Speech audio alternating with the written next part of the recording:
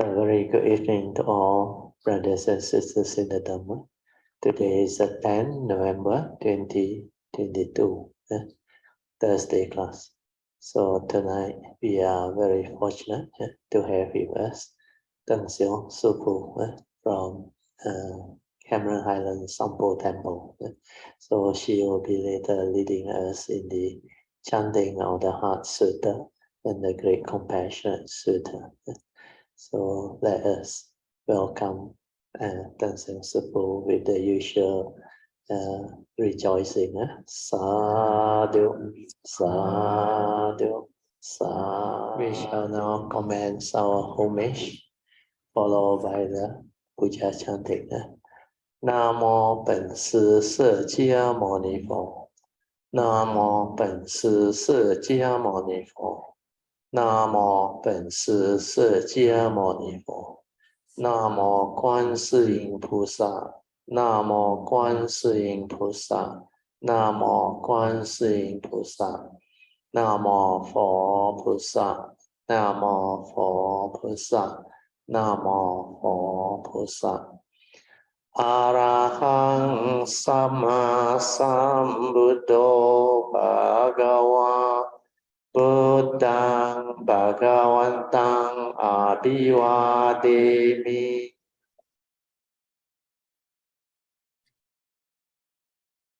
Swagato Bhagavata Dhammo Dhammang Namasami.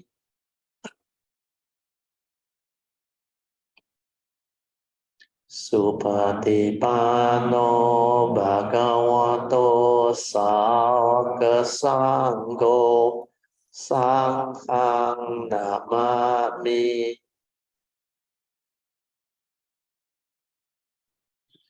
Namo Tassa Bhagavato Arahato Samma Sambuddhassa. Namo Tassa Bhagavato Arahato Samma Sambuddhassa.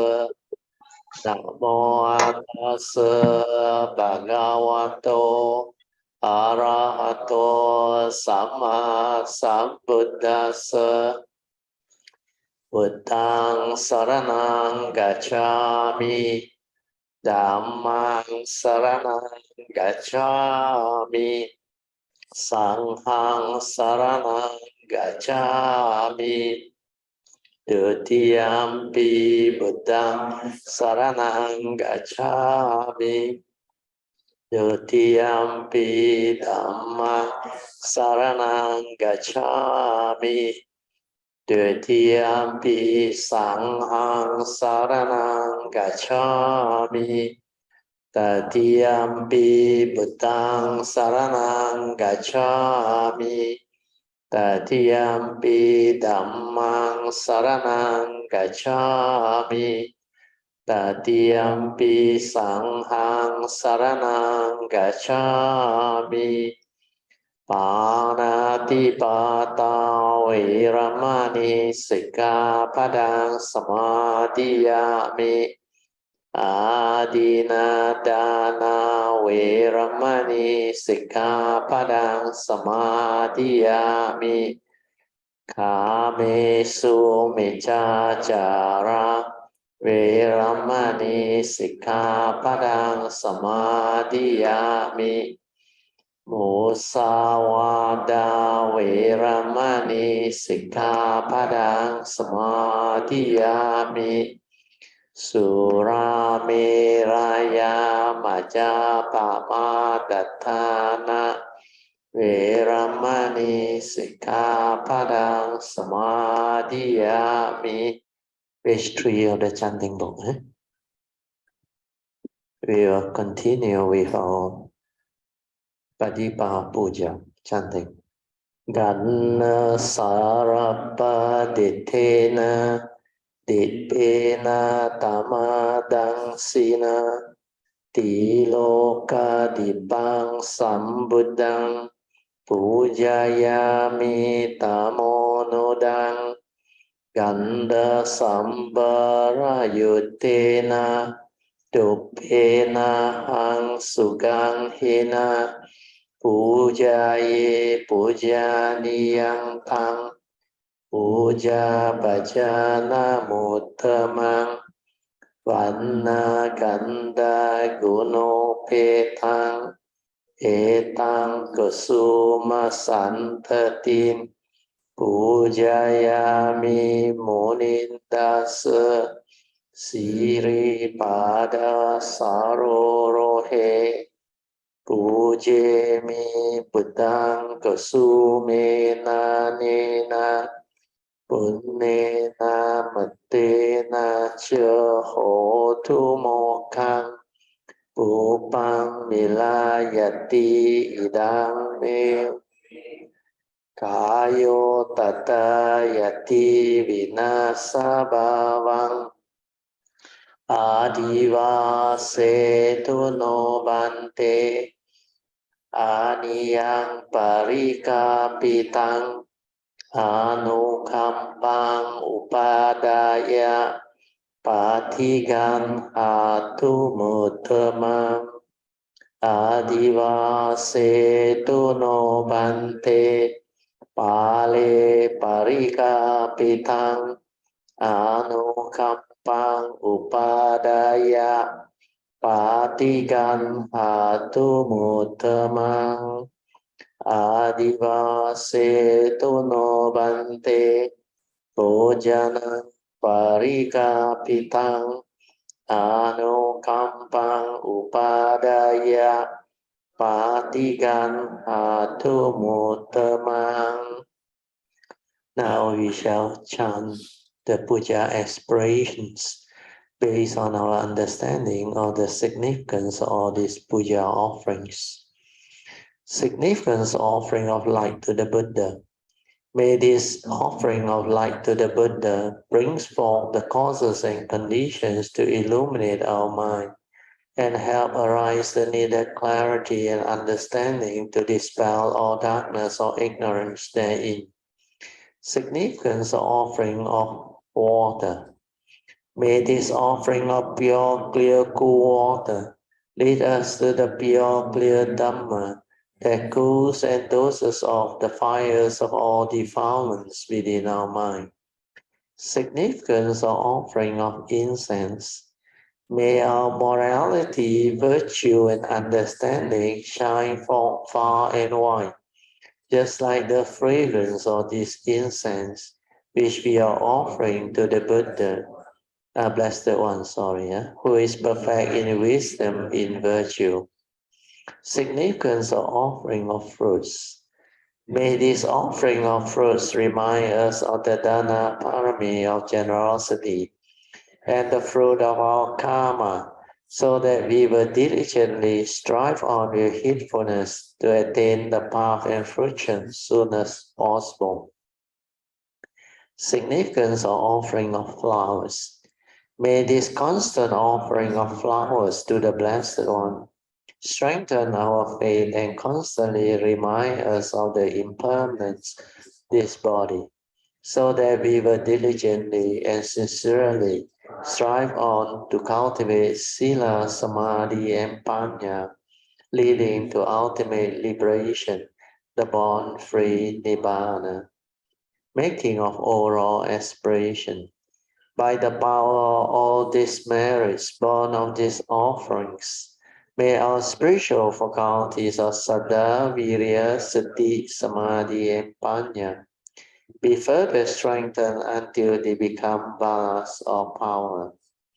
Then finally, sharing and transfer merits to all beings. May these merits be shared and transferred to all beings without exception, especially to those who have the condition and affinity to receive them. Sadhu, sadhu, sadhu. Okay, we will pay our final respect to the Triple Gem.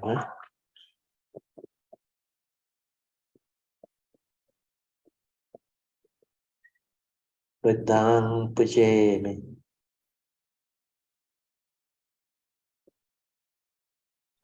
Dhammang Puja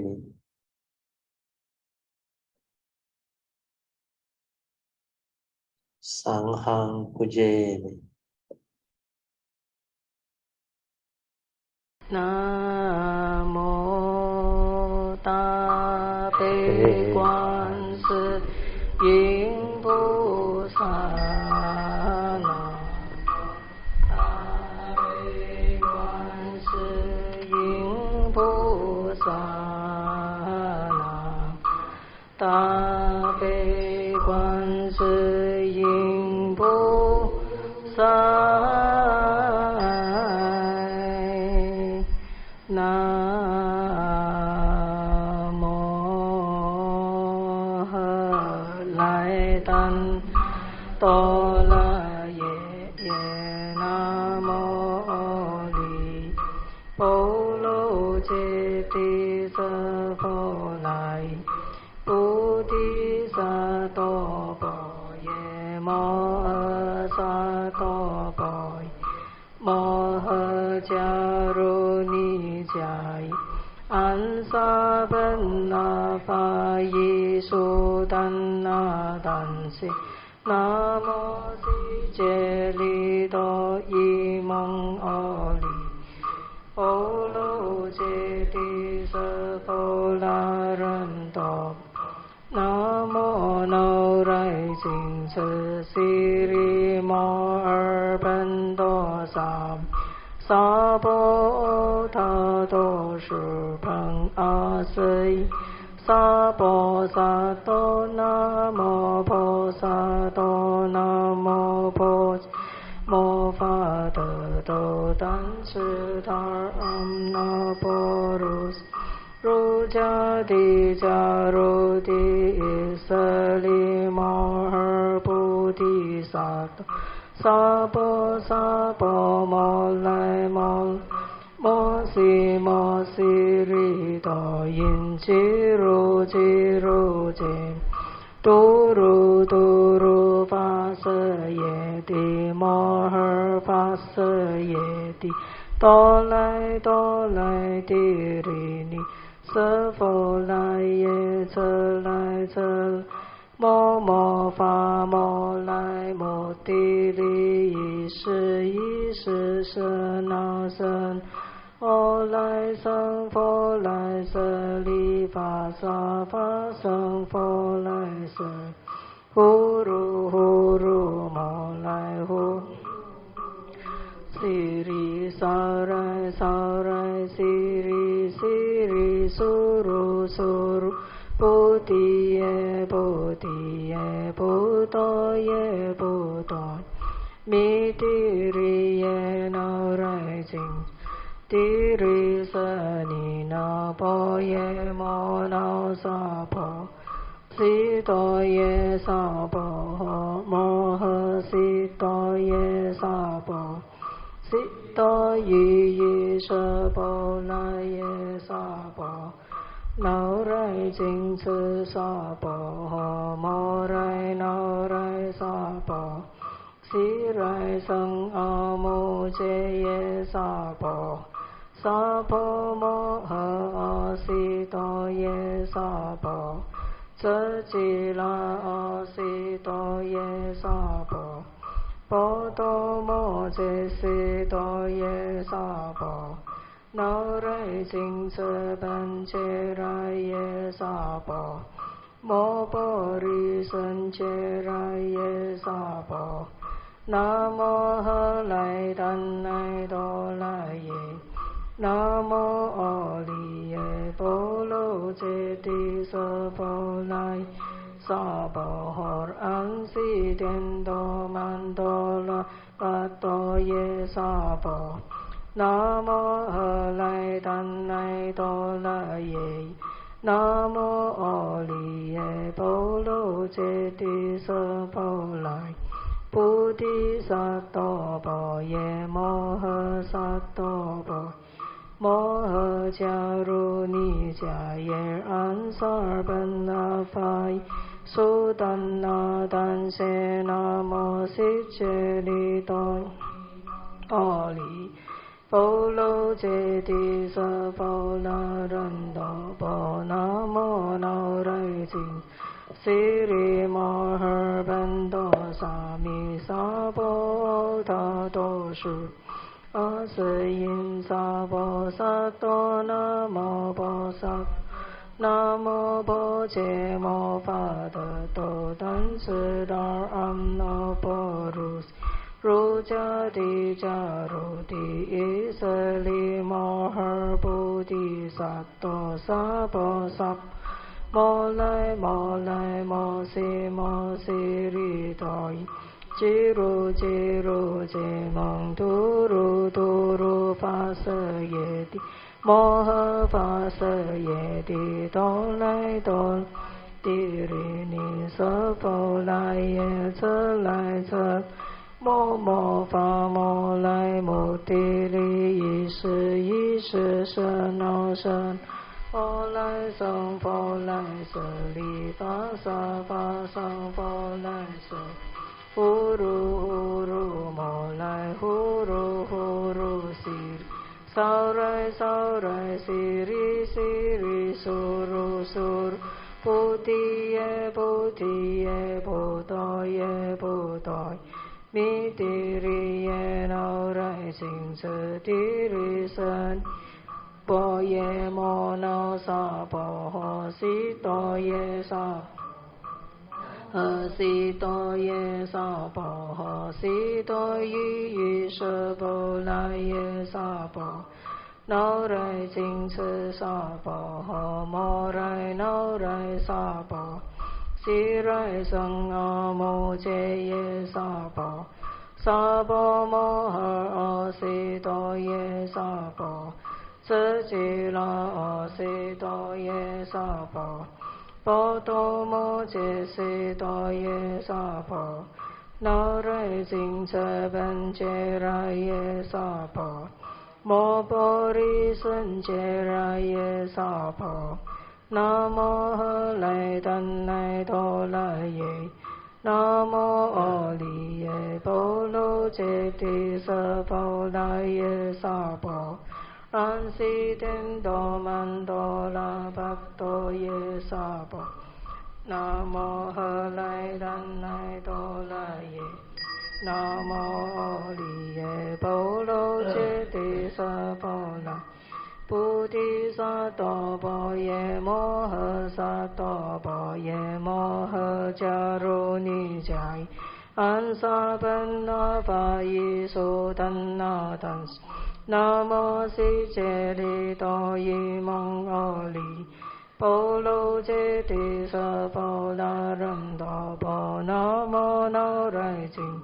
悉利摩诃班多萨萨婆他多时般阿瑟因萨婆萨南无婆萨多南无婆伽摩法特但斯达阿那婆如悉如迦帝迦如帝伊舍摩诃菩提萨埵萨婆萨摩来摩来摩悉摩悉利多吉如吉如吉蒙图如图如发色耶摩诃发色耶帝多来多娑婆来耶则来则来摩摩发摩来摩帝利伊是伊舍那舍那阿来僧佛来舍法萨法僧佛来舍耶呼噜呼噜摩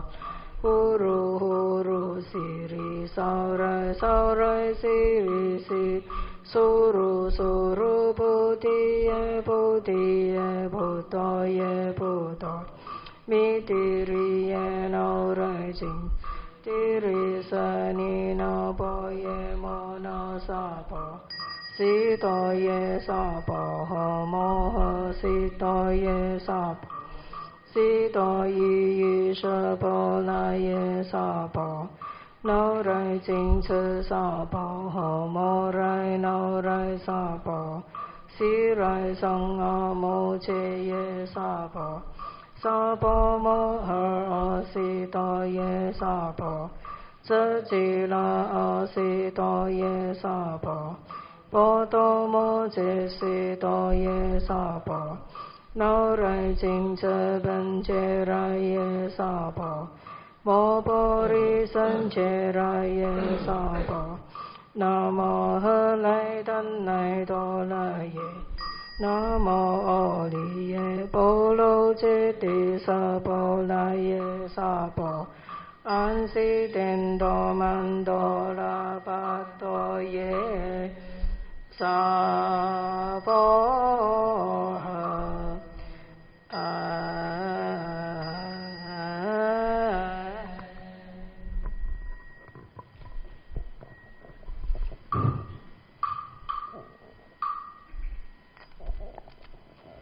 揭谛揭谛波罗揭谛所僧，揭谛菩提萨婆诃。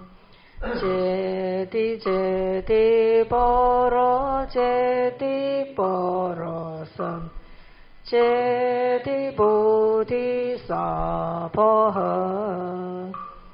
揭谛揭谛波罗揭谛波罗僧，揭谛菩提萨婆诃。观自菩萨行深般若波罗蜜是照见五蕴皆空，度一切苦厄。舍利子，色不异空，空不异色，色且是空，空且是色。受想行识亦复如是。舍利子，是诸法空相，不生不灭，不垢不净，不增不减。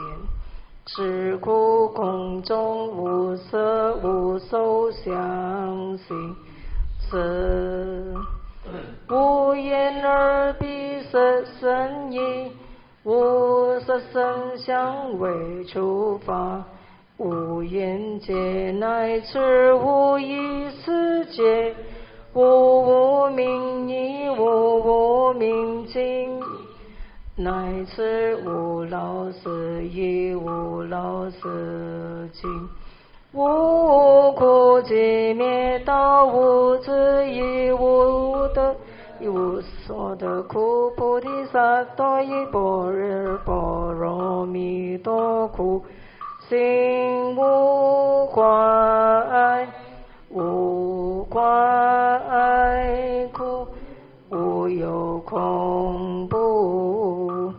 远离颠倒梦想，究竟涅槃，三世诸佛依般若波罗蜜多苦得阿耨多三藐三菩提苦，自般若波罗蜜多时，神咒四大名，十无上咒，十无等等咒，能除一切苦，真实不虚苦。娑婆诃波罗蜜多咒，其所咒也。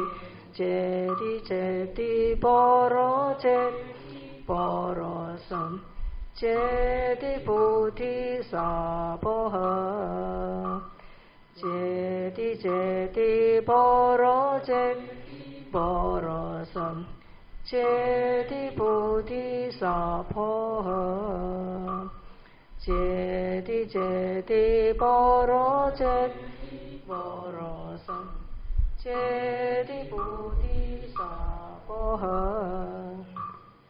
观自在菩萨行深般若波罗蜜多时，照见五蕴皆度一切苦厄。舍利子，是不异空，空不异是色，即是空，空即是色。受想行识亦复如是。舍利子，是诸法空相，不生不灭，不垢不净，不增不减。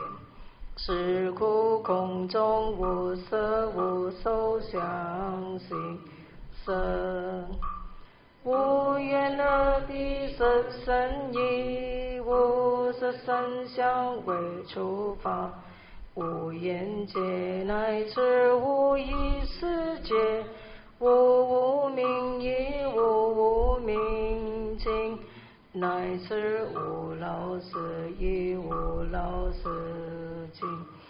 无苦集灭道，无智亦无得，无所得苦。菩提萨埵依般若波罗蜜多苦，心无挂碍，无挂碍故，无有恐怖。眼里颠倒梦想，究竟涅槃，三世诸佛。般若波罗蜜多苦得阿耨多三藐三菩提，故知般若波罗蜜多是大神咒，是大明咒，是无上咒，是无等等咒，能除一切苦，真实不虚。故说般若波罗蜜多咒，其所咒也。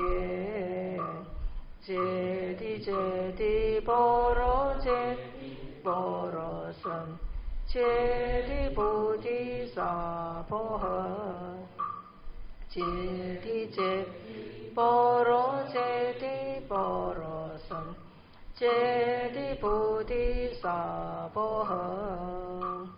揭谛揭谛般若揭谛般若僧，揭谛菩提萨婆诃。观自在菩萨，行深般若波罗蜜多时，照见五蕴皆空，度一切苦厄。舍利子，是不异空，空不异是色，其是空，空即是色。受想行识亦复如是。舍利子，是诸法空相，不生不灭，不垢不净，不增不减。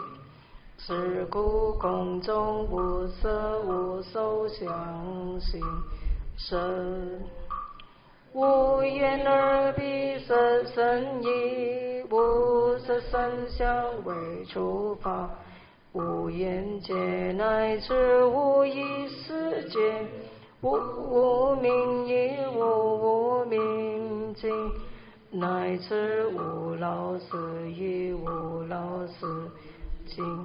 无苦集灭道，无智亦无得，亦无所得苦。菩提萨埵依般若波罗蜜多苦，心无挂碍，挂碍故，无有恐怖。远离颠倒梦想，究竟涅三世诸佛。般若波罗蜜多苦得阿耨多罗三藐三菩提，故知般般若蜜多自大神咒是大明咒，是无上咒，是无等等咒，能除一切故，真实不虚。故娑婆日般若蜜多咒其所咒也。揭谛揭谛般若揭般若僧，揭谛菩提萨婆诃。揭谛揭谛般若揭般若僧，揭谛菩提萨婆诃。揭谛揭谛般若揭谛般若僧，揭谛菩提萨婆诃。Okay, let us rejoice. Sadhu, sadhu, sadhu. So we'd like to thank Tansiang Pamasuri and all. Yeah, never mind. It's okay. It's good. It's already quite good. So we would like to once again thank everybody, especially Tansiang for leading us in the chanting of Tabezo and the Sutra Jing. Okay, so now we shall start our class again. So as usual, our Thursday class, we are basing on this transcript book, straight from the heart, unique Dhamma code, written by me. So he composed all this very useful unique code so as to help cultivators of the way develop clear understanding of what this nature is all about, of what cultivation is all about. We finished code number 9. So now we are on code number 10. Today we will try to cover unique code number 10, number 11, number 12, 13, and 14. 14 I put in bracket because there was no title. Actually, the title should be resolving issues or life problem or situation. The first unique code is very important. To realize profound wisdom, most people would say you need to meditate, which is of course very true. But apart from meditating, what else can you do to realize perfect wisdom or profound wisdom? So what I have given here is a very important Gong-an.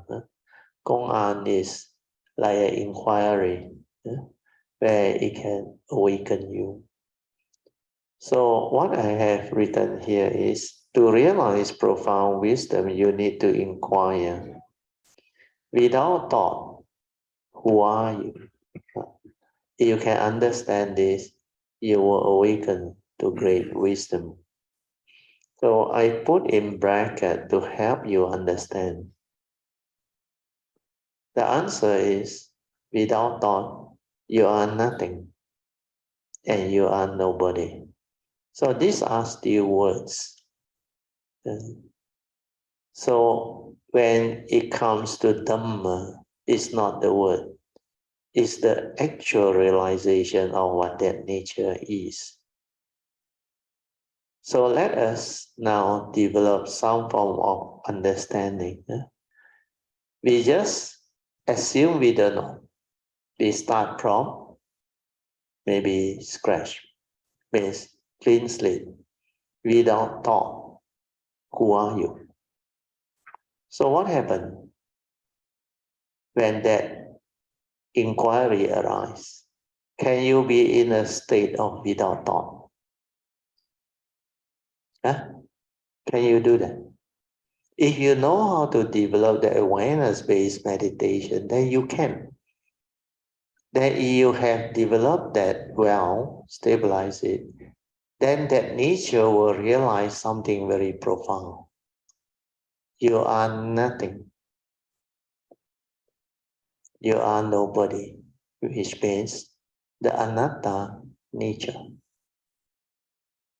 This anatta nature is very beautiful. You are nothing means you cannot use word or concept or idea to describe that state. And that one is not a being. That's why you are nobody. You are nothing. You cannot describe. You are nobody. Means there is no permanent unchanging entity where you can cling on to, hold on to and say, this is me. This is I. Yeah, the basis of existence, the egoic mind, is always the thought process. Without consciousness and its content, there is no thought. Without thought, who are you? The answer is in the next line of the quote. So I read again, you will understand. To realize profound wisdom, you must inquire. Without thought, who are you? So I've already helped you to develop the understanding. You are nothing and you are nobody. Means you cannot describe what that thing is. No word, no concept, no idea. And you are nobody means no ego, no egoic mind. There is no atta within. The answer is, if you can realize it, you will come to know you are just the awareness nature within. Realize this, then profound wisdom will dawn upon you. So this one is really, really true. Do not underestimate this particular unique code, because the whole of awakening actually lies there. When you can realize the awareness nature which is without thought, you will realize your true mind. You will awaken to that true nature. And that's how you can become enlightened. When the mind realizes itself and ceases, then that nature manifests, surface. The problem with living beings is they have been using thought for so long, for aeons and aeons and aeons, since birth and death. Every segmented birth and death, they have been using thought. So the only instrument they have is the thought process. But they cannot understand what this thought is until you can realize the awareness nature. Then you realize when you are with the awareness nature, the movement from the awareness nature to trigger of the mundane mind or the thinking mind or the thought process is so near and so fast it manifests. That is the greatest realization. That's why once you realize that, you can understand why the Buddha meant by our mind, which is the mundane mind, is the forerunner of all things. Mind is sheep. When mind arises, all things arise. And yet, this mundane mind arises from nothing. That nature is nothing. It's not a thing. That's why you are nothing. You are nobody. It's not a being. And that nature cannot come out and live life. So all this understanding will arise and fall into place. And this will lead to profound wisdom. Then through that understanding, you will understand the Dhamma, the teaching. Everything that the Buddha taught can be easily understood. That's why to realize profound wisdom, you must realize your true nature within, which is the silent inner awareness nature. And that is your true mind, your true nature within. So that realization is very important, because that one is like the Sutra. Even the Mahayana Sutta, they always try to use word to actually explain what that thing is. by giving you the negation. Negation means what? It tells you what this thing is through words that explain to you that without this, that is the thing. That's why you hear the Mahayana always have in their sutta, you have to realize 不生不灭, no arising, no ceasing. What is no arising, no ceasing? When thought arises, there is arising in it. That's why the Mahayana wisdom words are very powerful. 起心动念. When thought arises, when your mundane mind arises, there is this mundane thinking or activity, then thought arises. That's why mind is a forerunner of all things. Then 无念, without thought, which is Huineng's first hallmark to develop wisdom. 无念即是真心。博彦长老 also say this. 起心动念，无念也就是真心。So without thought, that is your true mind. That's why we have to inquire. Without thought, who are you? Realize that nature. Realize that true mind, which is beyond thought, beyond mind.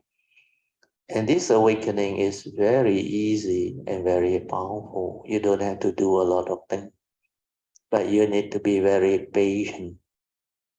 You need to understand what that thing is through a realization, not through the thought process to go and look for it or intellectually try to think to understand. Because that thing is to be realized, cannot be intellectualized. You cannot use thought to try to understand it. Where that state is beyond thought, beyond mind. So I read one more time this quote number 10, unique quote. To realize profound wisdom, you have to inquire. Without thought, who are you? Then you will come to realize this very profound understanding. You are nothing and you are nobody. Because you are just the awareness nature within, which is your true mind, your true nature. Realize this clearly, then profound wisdom will dawn upon you. Means you must realize your true mind, your true nature. Or sometimes in Maya they call the original nature, 本来的面目. Means before things arise, the source of all things. Original nature, 本来的面目. Okay, then we go to the next one. Unique code number 11. Unique code number 11 is, again, understanding meditation. So this one is very important. It has been repeated many times. You do listen to it. To meditate is to silence your mind, to be aware of the truth and the reality within the moment. Aware of what is happening within your form and mind. It is through this awareness or mindfulness nature, which is beyond thought, beyond mind, that one can really awaken. So whatever meditation you do, if it does not lead you to train your mind to be aware, leading to heedfulness, then that is not the meditation as taught by the Buddha, because the Buddha's emphasis is heedfulness. Dhammapada verse 21, heedfulness is the path to the deathless. The heedful never die. Whereas if you are heedless, heedlessness is the path to the dead. The heedless are as if dead. This is very clear.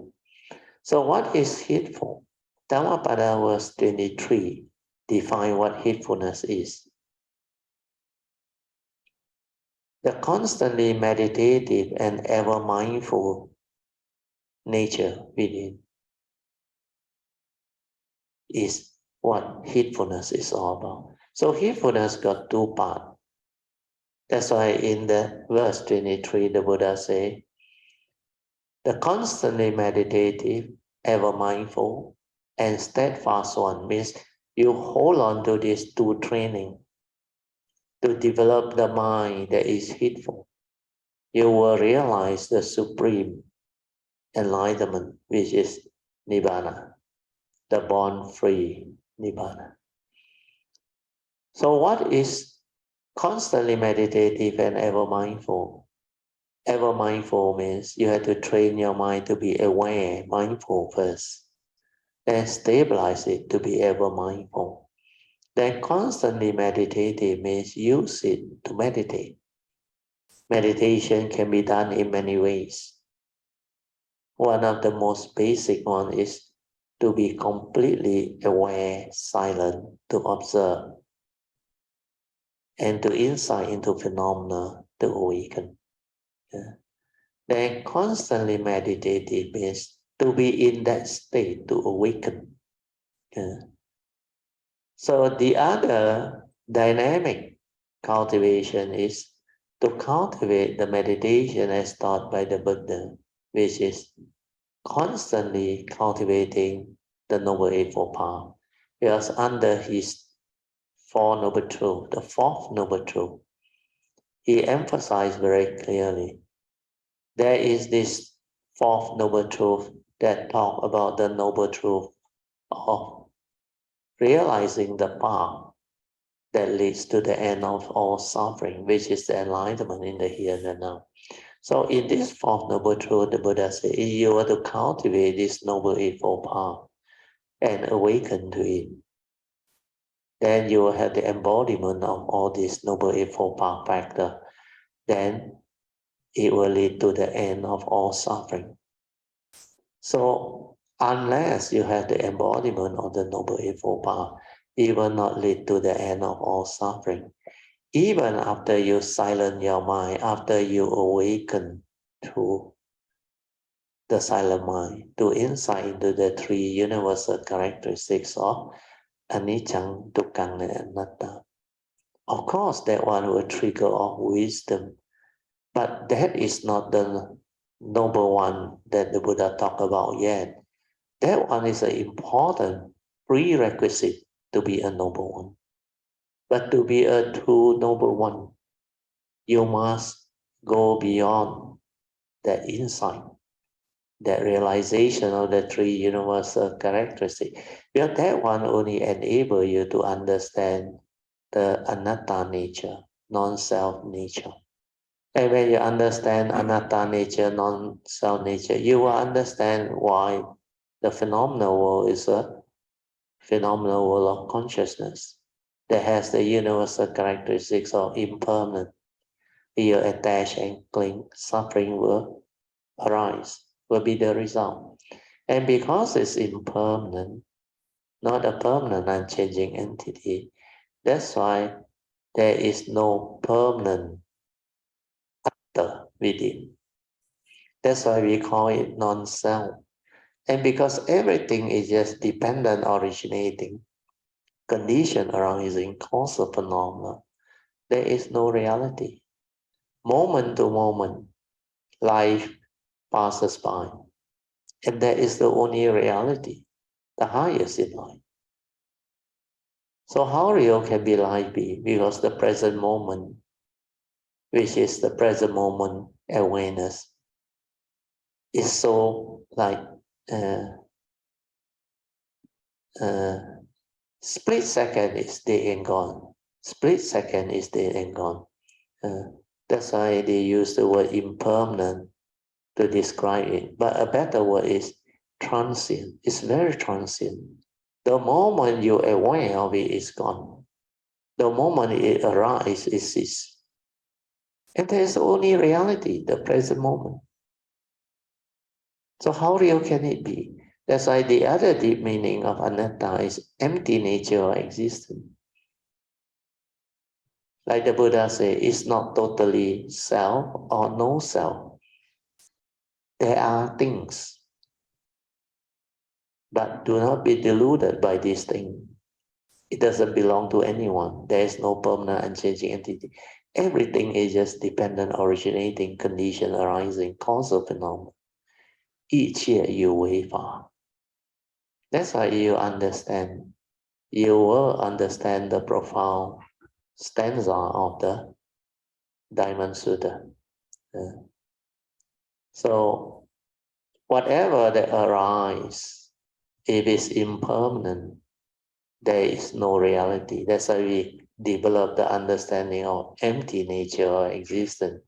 He know you, he know me.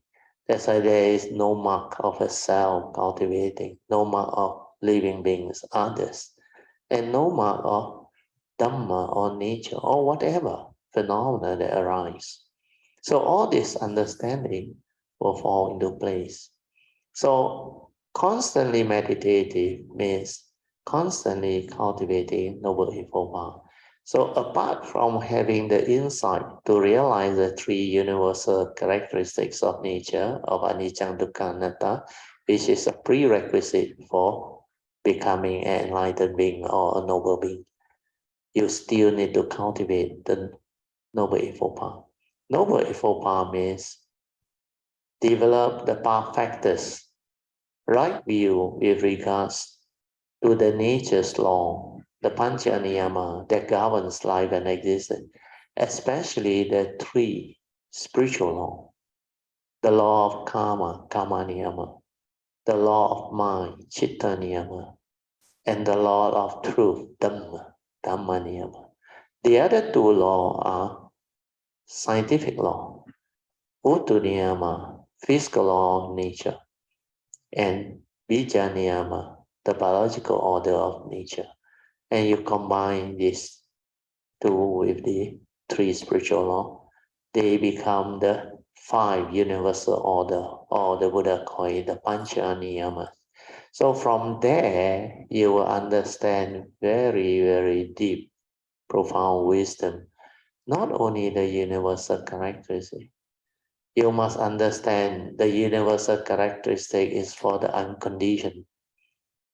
When you realize the true mind, the silent mind, the awareness nature, you realize the unconditioned. But with this, you cannot live life. To live life, you need to understand the conditioned Dhamma. And the conditioned Dhamma has its own unique law. The law of karma, law of mind, law of truth. They are within existence and they relate to the form and mind. They relate to all things that arise within the phenomenal world. That's why without these two wisdom to complement each other, you cannot understand life. You cannot understand truth, reality. You must realize both. That's why cultivating Noble Eightfold Path is very important. From right view in regards to law of karma, law of mind, or paticca samuppada, law of truth, then you will know how to live life. You will understand the secret of life.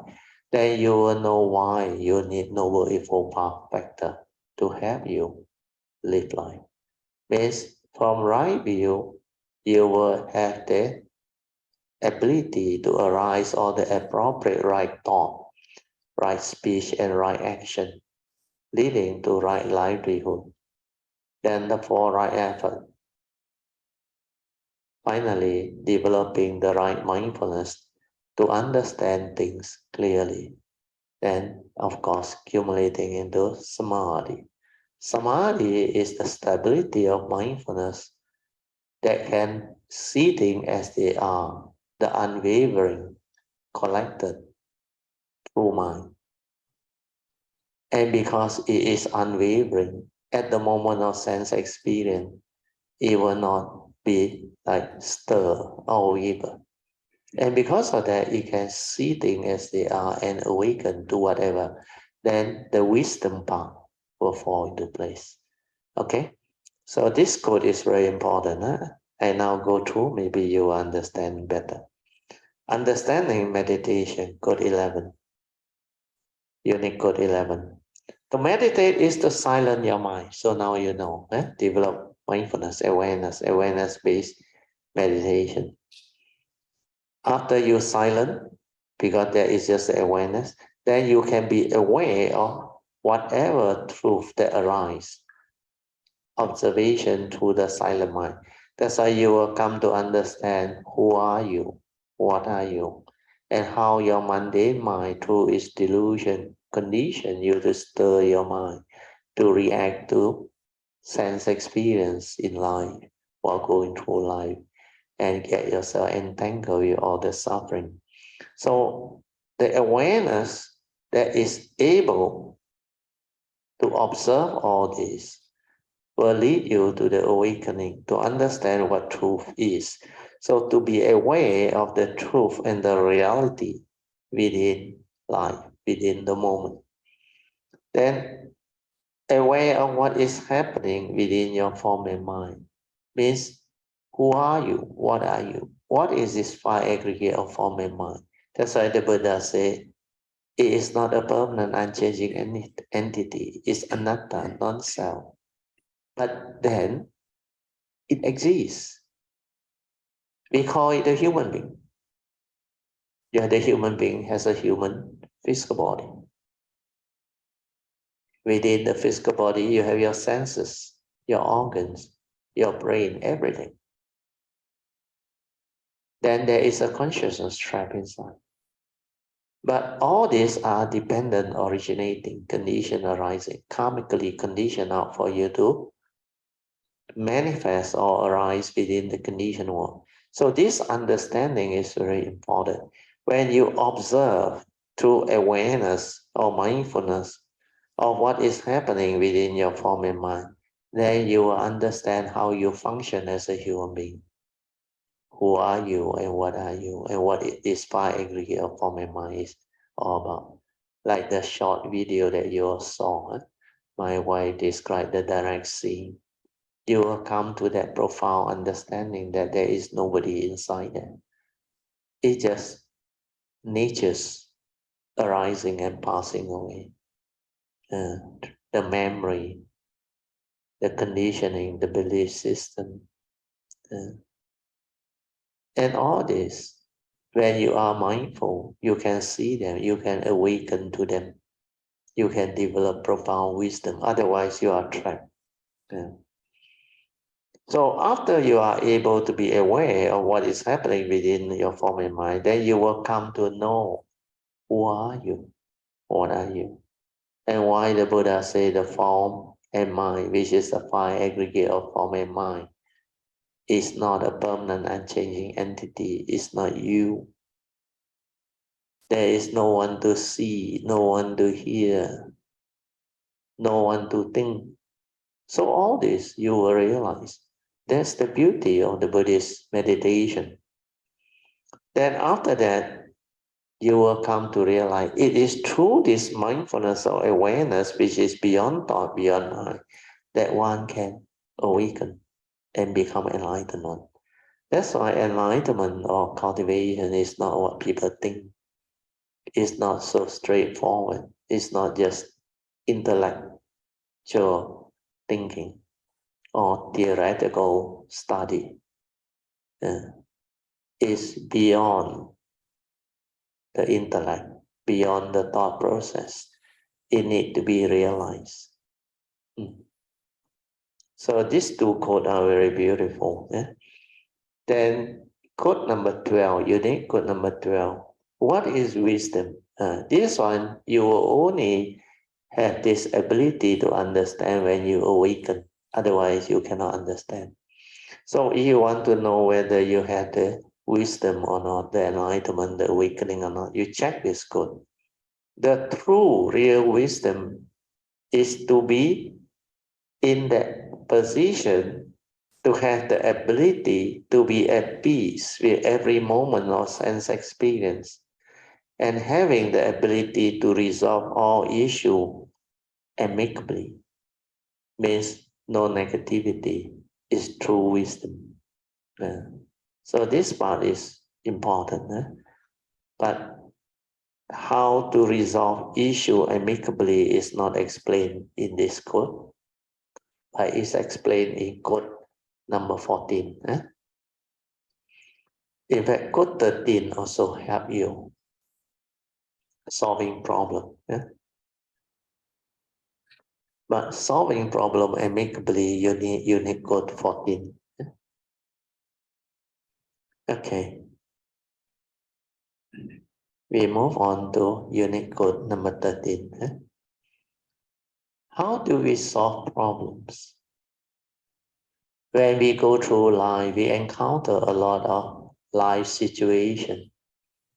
The first noble truth realities that can lead to affliction, suffering, misery. So nowadays, you can see our society, the world, full of problems, full of suffering, full of affliction, prevalence of dukkha is everywhere, especially the first noble truth reality. The 8 first noble truth reality, when they arise, living beings will develop suffering or afflictions. And you can relate it to life. Whatever aspect of life you go through or encounter, it will fall within one of this reality, the 8 reality within the first noble truth. Of course, if the first 7 is not included, it will be included in the last one.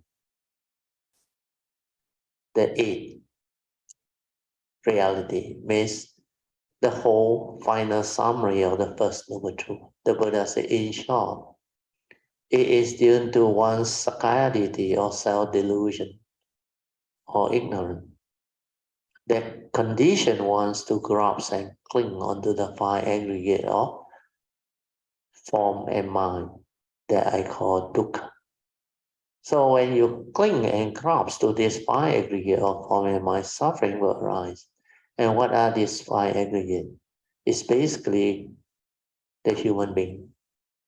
First one is the aggregate of form, the physical. You attach and cling to that, grasp to that, worry about it getting old, getting sick and die, you suffer. Very clear. Because you believe this is you. Then you attach to your feeling, you also suffer. You have preference. You want good feeling, pleasant feeling.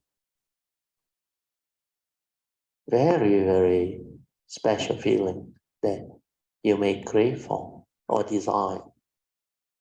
But as you know, feeling has 3 types. And it will come and it will go. It will go through the phase of change. That's why it is of the nature to evolve. Dependent on condition, it arises when conditions cease to be, it ceases. And when condition transform, it transforms itself. That's why you always oscillate between pleasant and unpleasant sensation. Or they call very afflictive type of sensation, like pain, mental suffering, mental misery, pain that arises through disease, sickness, injury, relationship problem, health problem, financial problem. And there are a lot of other career-related problems. Your relationship, your business, and all these things that you hold on to dearly. So all this can give rise to affliction. That everything you come to perceive, your mental conditioning, belief system, views, opinion, they will condition you to grasp and cling. That's why attachment to these 5 aggregate of form and mind, even feeling, perception, mental states, and consciousness will lead to affliction and suffering. Whatever you come to perceive through the phenomenal world, that is attachment to consciousness, you will suffer because you cannot get what you want. Craving, desire for the pleasant, for the peaceful, for the happy moments and all those things. But life has its own reality, the First Noble Truth reality. It's very clear. So unless you can understand the First Noble Truth clearly, you can never awaken to the reality of life and existence, which is the First Noble Truth. Then after you have penetrated the First Noble Truth, you will have to move on to the Second Noble Truth, which the Buddha said, there is this Second Noble Truth that explains to you clearly the cause of arising of your suffering or affliction or dukkha. And basically, he used the word craving. Craving is actually a very beautiful word, but when it comes to cultivation, if you don't expand the word craving, you will not understand. Normally, craving means you crave for something. It is way beyond that simple word, craving. All of your attachment, rigidity of view, clinging, grasping, holding, possessiveness, they are all craving. And craving has positive and negative craving. Then you have craving to be and not to be. That's why the three types of craving. Kama tanha, vibhava tanha. And of course, we have also the normal craving, sensual craving. Then craving to be and craving not to be. Kama tanha and vibhava tanha. Then the sensual craving is karma, they call it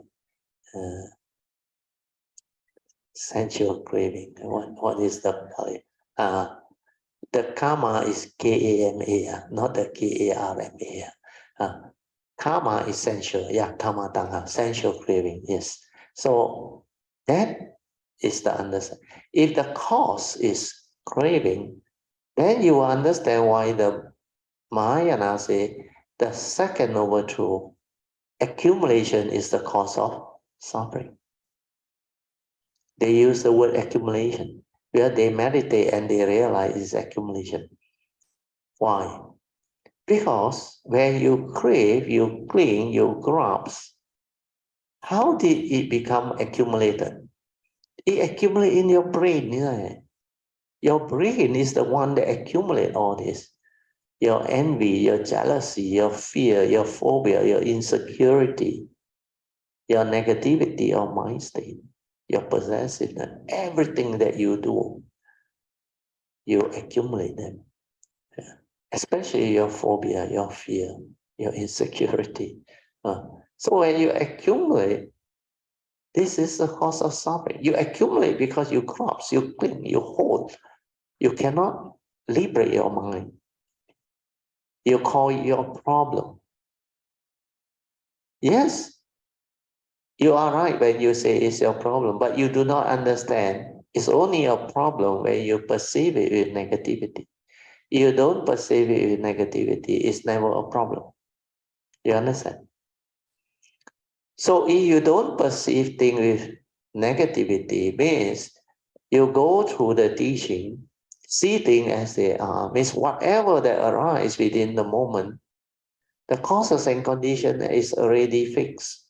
Like the Buddha said, whatever that arises, there are causes and conditions behind. It cannot be otherwise. So you have to come to terms with the reality, means accept the present moment. Whatever arises, that is the reality. Accept what is, suchness, And then you act. That should be the understanding. Not react, become miserable, then only you want to act. You can't act that way. That's why this code 13 is teaching you how to solve problems. So with that understanding, I read the code, you will understand. No amount of fear, worry, anxiety, or insecurity, or negativity of mind state can solve your problem, because these are negative mind states with the evil roots. To understand, there must be an awareness that gives rise to clarity of mind. Therefore, do not project the wrong thought to arise the fear, the worry, the anxiety. Instead, develop wisdom and virtue to solve your problem. So this is what you need to develop as understanding. That's why the unique codes are so profound.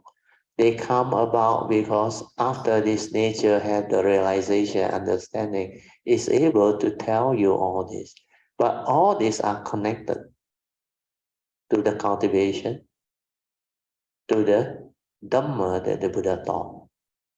Then after that only, unique code 14 develops the actual final understanding. Unique code number 14, how to really resolve issue amicably. Resolving issue amicably. You have to develop wisdom with right view, means Noble Eightfold Path cultivation, the three types of spiritual right view.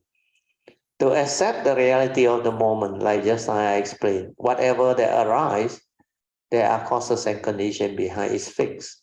It can't be otherwise. So you have to be at peace with the moment, to accept the reality of the moment, so that you can be at peace with it, with a calm and clear mind, to help you develop the understanding and move on. When there is clarity, you can write down what happened. Then when you know the problem, only you can attend to it. Then you do what you need to do, means resolve issue amicably. We are following Noble Eightfold Path. Following Noble Eightfold Path means what? Because Noble Eightfold Path will lead to the end of all suffering. Noble Eightfold Path has no negativity. Noble Eightfold Path means it is very noble in all aspects of life. The first Noble Eightfold Path factor is right view. When you have right view with regards to the nature's law that governs life and existence, understanding the Pancha Niyama, especially the three spiritual law of Karma Niyama, Chitta Niyama, and Dhamma Niyama, that give rise to wisdom. That's why you become a noble one, because you have great wisdom. You understand the nature's law that governs life and existence. And through that, you will know how to avoid all evil. Where the law of karma is very clear. We are all born of our karma, heir to our karma, conditioned and supported by our karma. And we are what we are because of our karma. So when you understand this, you will take care of karma. Our life entirely depends on karma. So how do we take care of karma? We need to avoid all evil, do good. We are following the advice of the Buddha. Then meditate to develop the appropriate wisdom so that we are not deluded. So because of that, the first Noble Eightfold Path factor of right view, which is a wisdom factor, will lead you to cultivate right thought, right speech, right action. And these are all right, perfect. No negativity, no karmic implication. That's why when you apply Noble Eightfold Path, it will resolve whatever life problem or issue amicably. So this word I write it down. Right? Just now I didn't write down. Resolve issues amicably. So now you see the beauty of the Noble Eightfold Path. The Buddha's teaching is so unique, so beautiful. The Noble Eightfold Path is so noble. It's the embodiment of all the noble qualities of an enlightened being. First path factor, right view, samadhi, Right view with regards to all the nature's law that governs life and existence, which is the Panchaniyamas. Then after that, we develop right thought, means we are no longer negative in our approach, no longer deluded. We don't create wrong thought. What are wrong thought? Thought that bring about disharmony, thought that bring about fear, worry, anxiety, sorrow, lamentation, insecurity, phobia, everything. These are all wrong thoughts. So when you arise wrong thought, you suffer. You become negative. Karmically, it's negative. That's why the law of karma will work against you. That's why we need to have right thought. And to understand what is right thought, we have to understand what is wrong thought. Wrong thought are thoughts that have the evil roots of greed, hatred, and delusion. When the three evil roots are there, it's the root of all evil. That's why all the negative tendency will arise. So right thought means thoughts that are very virtuous, wholesome, without the evil roots of greed, hatred, and delusion. And this one you need to cultivate. Not only the four Brahma Vihara. In fact, there are a lot of right thought, like generosity, contentment, sincerity, honesty, kindness, gentleness, pleasantness. These are all right thought. Then humility is also a right thought. That's why the cultivation is not what people think and not what the text or the book describe. It's totally way beyond. Which means the enlightened being or the noble one that has this embodiment of noble eightfold path will have right view leading to right thought. Means every moment of thought process they arise, they are all right thought, no more negativity, incapable of negativity. Then the way they act, the way they speak, the way they communicate, they are all following noble eightfold path factor. Right view will condition right thought leading to right speech and right action. That's why the right ability to communicate. That's why they are very noble in all aspects of life. Then after that, the way they live their life also in accordance with the Dhamma way. That's why they will have right livelihood by applying all the other noble eightfold path factors to live their life. Of course, including right view, etc. Then after that, they will have the four right effort to constantly purify their thought process. And we have gone through the four right effort. Then you have the noble factor of mindfulness. They are ever mindful, constantly meditative. That's why right mindfulness and right samadhi are the last two path factors. And when you have this embodiment, you become a noble one. And that is the real enlightenment, not just the wisdom path. The wisdom path without the noble eightfold path factor, embodiment of that, you are not the enlightened being that the Buddha described. Because if you look under the salutation to the Sangha, Swakato Bhagavata Dhammo, Supatipanno Bhagavato Savaka Sangho. This enlightened disciple of the Buddha has got four noble qualities. And what are they? They have good conduct. Right conduct means they are wholesome, virtuous, righteous. Then they have wise conduct, wise. That's why they include wisdom. Your insight into the three universal characteristics only wise conduct. But they don't have the right, upright conduct and the good conduct. Then the last one is understanding the law of karma and the conditioned world Dhamma, of right duty. That right duty is very important. Without the noble eightfold path, you cannot have these four virtuous quality of a noble one, the enlightened being that the Buddha described. So under the chanting, you will understand all this. Then you will understand why the unique code is such. That's why I always say, whatever meditation you do, if it does not bring you back to the cultivation of the Noble Eightfold Path, then that is not the meditation as taught by the Buddha. All of your meditative awakening, even if you got it right, is just the wisdom path, anasana, the wise conduct. But you still need to cultivate good and upright conduct and develop the right duty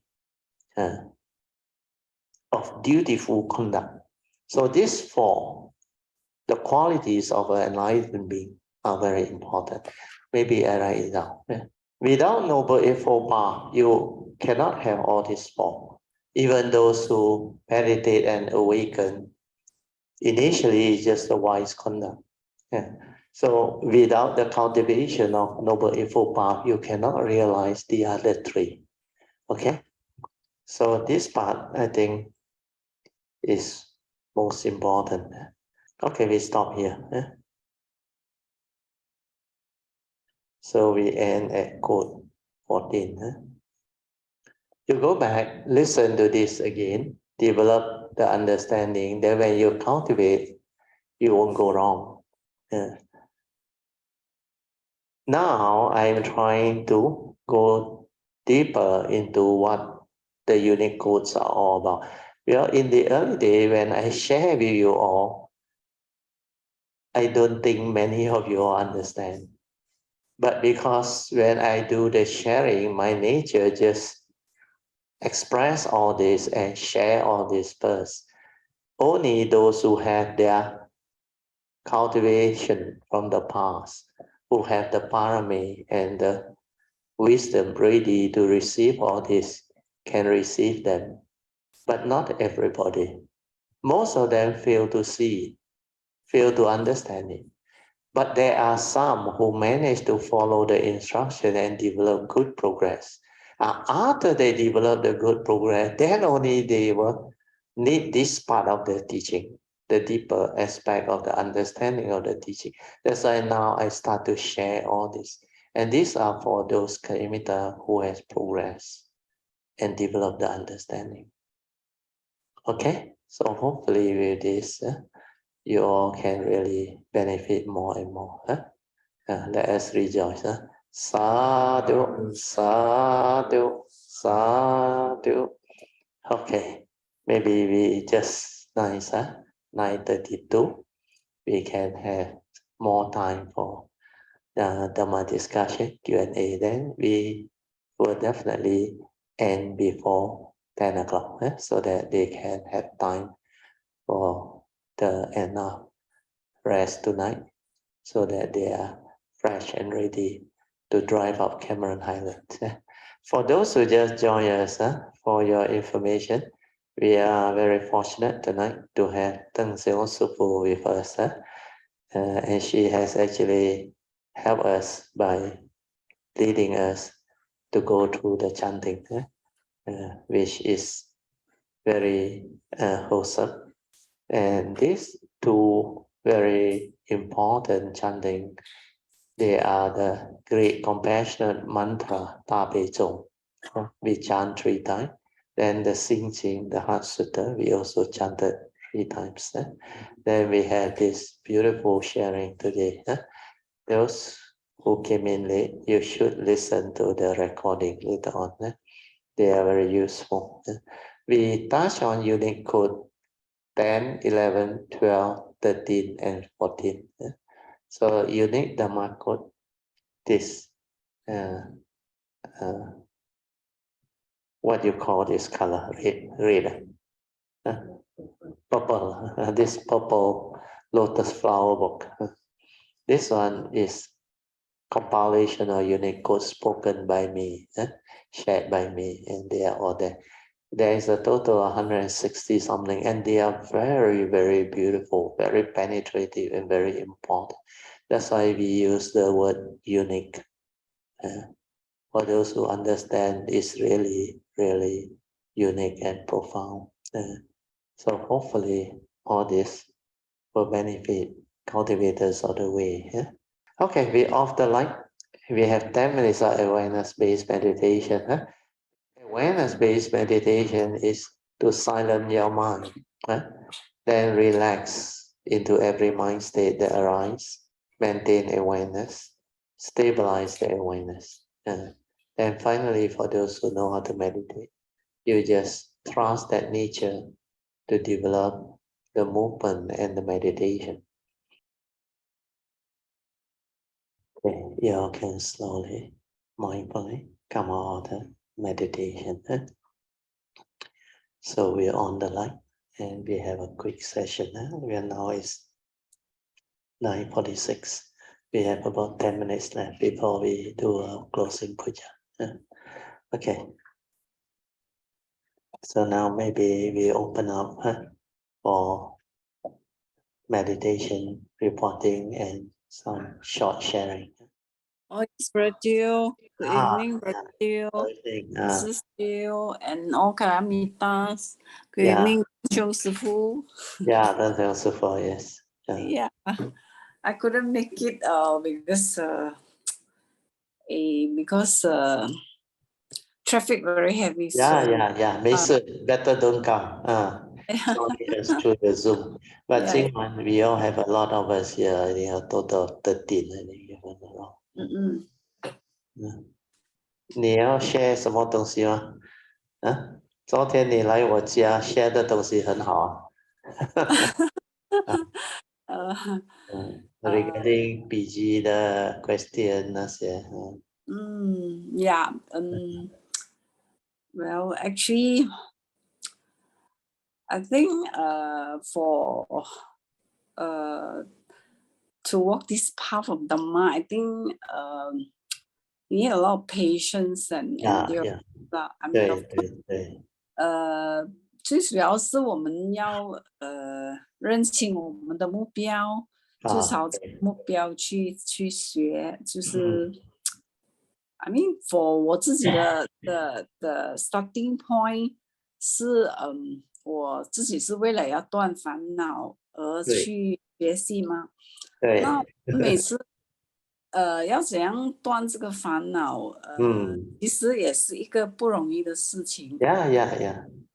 可是就跟着 Radio 这样一路走来，我们就是跟着 Radio 的 advice， 就是从一点一点这样学习咯。I mean， 从以为 meditation 就是坐在那边不是盘着，就是盘腿坐在那边。以前我就以为那个就是 meditation。I mean， 其实不是，其实是你要真正的就去来把你自己静下来，然后去看到你所讲就是你 form and mind 所能够呈现给你看到很多东西的 ，you know， 所以就知道怎样who are you and what are you 对，然后从那边你就会慢慢知道我们所谓的这个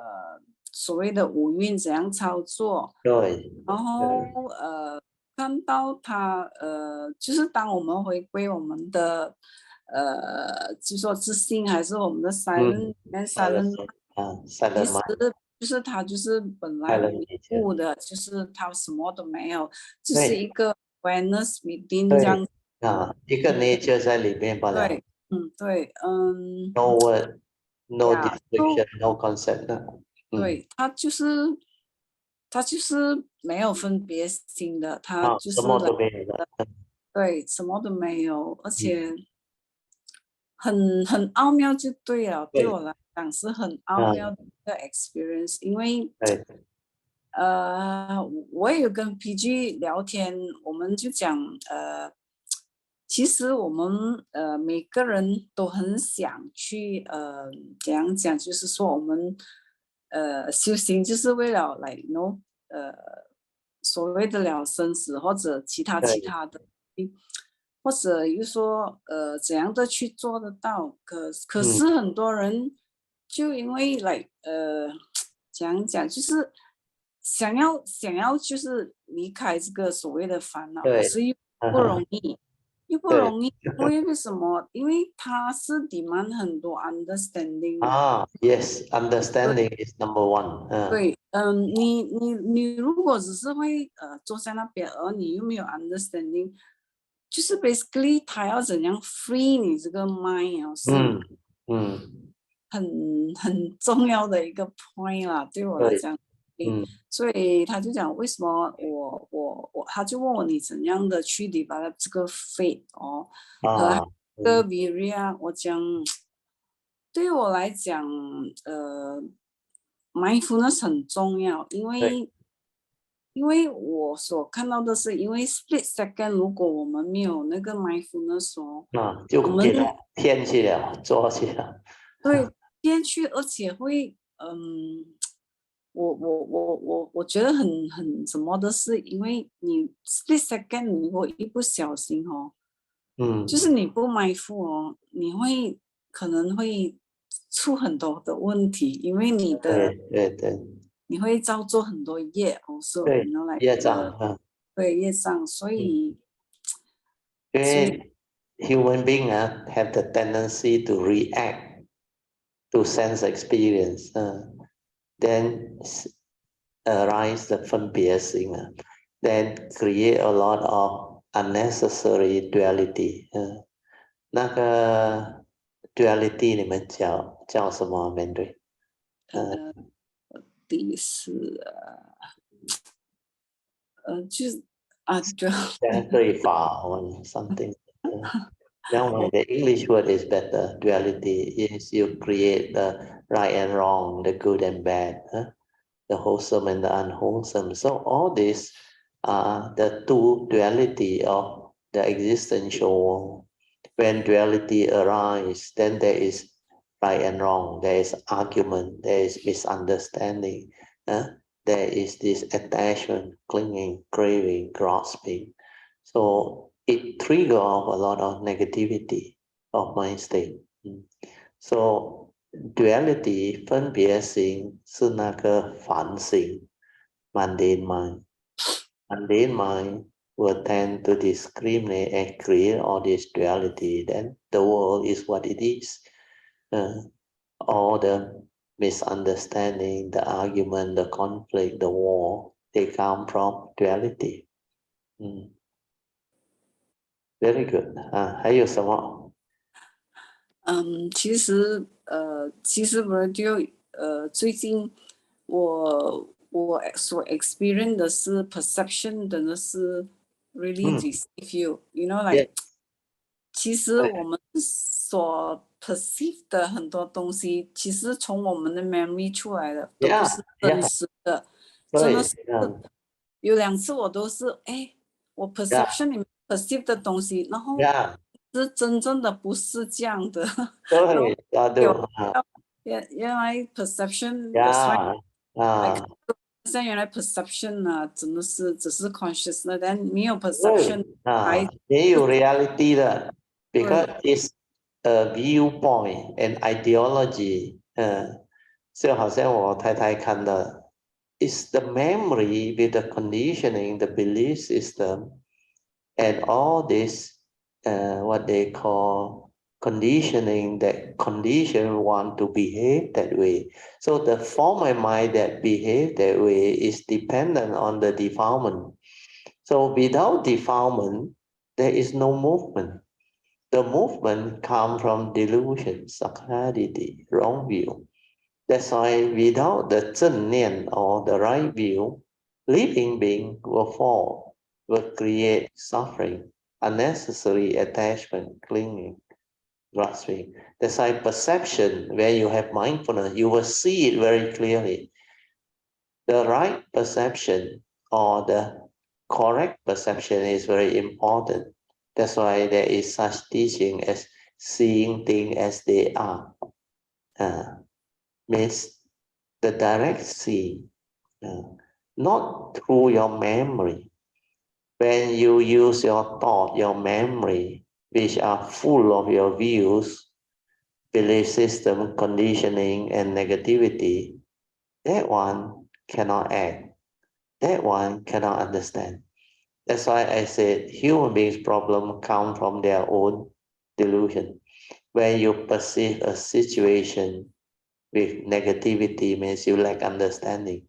Whatever happen or arise, like the Buddha said, is already decided by nature's condition. It cannot be otherwise. You want things your way, which is not nature's way, you suffer. That's why our perception is we always want to perceive things according to our views, our opinion, our conditioning. Uh, and all this is the cause of suffering because we don't have that wisdom behind to see that these are not real. There is no being inside. All these are the conditioning that comes about through the senses, through the memory, the accumulated memories. Before you are enlightened, before you awaken, you cannot deal with all this. That's why acting according to memory is not acting at all. That's why Krishnamurti, the quote is very beautiful. And the way he sees it is very beautiful. Yeah. Okay, maybe you can summarize the rest or not. 我们还有3 minutes like that, Alicia. Oh, 好，你可以要 early ending. OK, brother, sorry. Okay. Actually, 我 summarize 它就是这个 journey 对我来讲很 beautiful, so 就是要持行啊，持住那个行，直接的走下去，然后就 it's a very wonderful journey to walk 啊哈。So 对我来讲就是很美好，就是感恩 radio all this year 的 guidance 啊。So 我就 end 这里了哈，感恩 radio。可以，sadhu let us rejoice, sadhu. So what she has gone through is very good. Her summary is very good because the cultivation need to be approached from many aspects through understanding. Understanding is the most important. Then the next point is must have faith leading to mindfulness. Once your mindfulness is developed, then all this will fall into place. Then that sincerity, that faith, that perseverance is the one that brings forth the way. She actually able to break free because her life was rather miserable, this life. 16 years of depression earlier on. That's why he got a lot of this mental suffering. She just mentioned just now, she want to free her mind of all the suffering, the misery. He said, 烦恼, the worry. So because of that, that one drive her, determined to develop this. And then she followed the instruction. Then she do what she need to do. The relaxation part, maintain awareness. So all this leads to a combination of beautiful understanding and factor that actually enable her to become what she is now. Even for Pocheng, NVIDIA, and many other Kayamita, they also able to do it because they have the faith and they are very patient. Of course, there are also other Kayamita who has developed the program like Song Liao. So it depends on the individual. When you have the faith, you have the understanding, like Alicia mentioned, you just sincerely do. Don't try to know, don't try to like eager about your progress. Forget about it, but that one will stir your thought again. It will create attachment, craving, the desire to be enlightened, the desire to progress. All this is the thought behind. So you just develop understanding, then just do. Patient. Then when the causes and conditions fall into place, things will happen. Then constantly listening to the Dhamma is also one other factor where she did that. She chased after Sriyan for the recording, you remember, for 10 over years she did that. So this is beautiful. Okay, so let us rejoice. Sadhu, sadhu, sadhu. Okay, I better end. 10 o'clock already. Okay, let us do the sharing of merits. Akasata cha bhuvata devanaga mahintika punyang tang anumoditva chirang rakantu lokasasana eta wata camehi sampadan punya sampadan sabbe deva anumodantu sabda sampati siddhya idang me nyatinam hotu sukita hontu nyatayo idang me nyatinam hotu sukita hontu nyatayo idang me nyatinam hotu sukita hontu nyatayo devo asatukalena sasa sampati sampiraya heto bhavatu filtocha Raja Damiko Ipina Punyang Kamena Mami Bala Samagamo Satang Samagamo Hotu Yawa Nivana Patiya Sadhu Sadhu Sadhu. Okay, we can now pay respect mindfully to Lord Buddha, Kuan Yin Bodhisattva, and all the worthy ones. Then we end. Dear brothers and sisters in the Dharma, shall we put our palms together, say sadhu 3 times to Brother Teo and Mrs. Teo for coming all the way to share this beautiful Dhamma with us by saying sadhu 3 times. Sadhu, sadhu, sadhu. Sadhu to Teng Xiong Sifu for coming all the way and lead us in the chanting. Sadhu, sadhu, sadhu. Sadhu to Sister PG for fetching Brother Teo and Mrs. Teo. Sadhu, sadhu, sadhu. Sadhu to Sister Sui for helping out in the recording and the Zoom session. Sadhu, sadhu, sadhu. And sadhu to Sister Alicia for the beautiful sharing. Sadhu, sadhu, sadhu.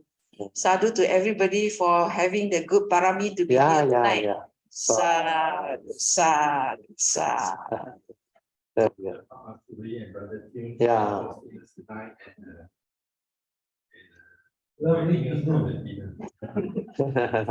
Sadhu, sadhu, sadhu. Yeah, allowing us to have this beautiful way place to do the sharing. So we should really rejoice and thank them. And also to all who able to make this possible. So that's it. Okay, good night. Then we can end. Yeah, happy, safe journey tomorrow.